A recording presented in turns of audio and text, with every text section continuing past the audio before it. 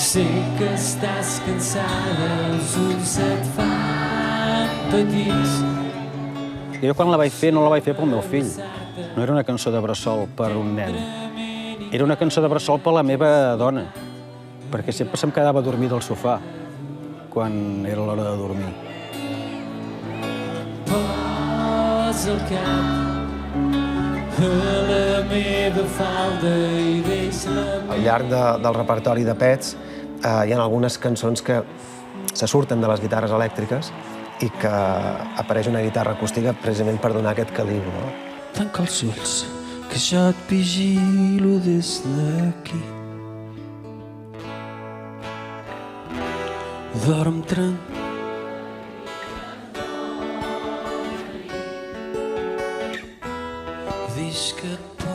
A les colònies de música que jo sempre he anat des de petita, els monitors abans d'anar a dormir ens cantaven Bona nit amb la guitarra. Em fa gràcia que una cançó feta per una persona adulta hagi acabat sent una mica la cançó oficial per anar a portar la canalla a fer non-non.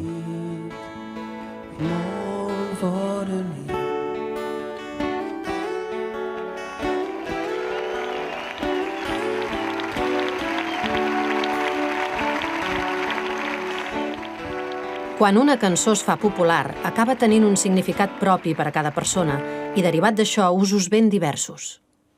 És un sistema de sensors que nosaltres li posem al pacient per veure en temps real quines són les variables fisiològiques.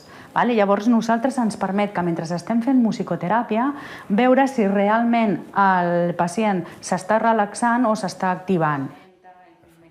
Estem en un hospital on hi ha pacients oncològics que moltes vegades estan deprimits o estan tristos o estan cansats de la medicació, d'estar molt de temps a l'hospital.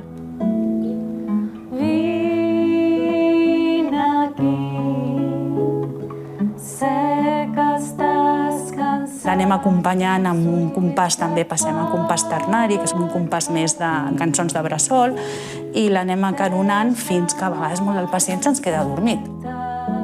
Volíem evidenciar si realment hi havia canvis a nivell de freqüència cardíaca, oxigenació en la sang i, a més a nivell d'electroencefalogrames. Vèiem com passaven d'estats de cansament, de tristor, a uns estats més d'alegria, uns estats més de relax o uns estats més positius.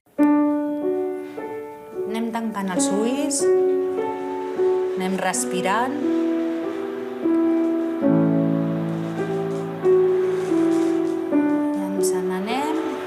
Un lloc molt maco, amb un paisatge que us agradi molt,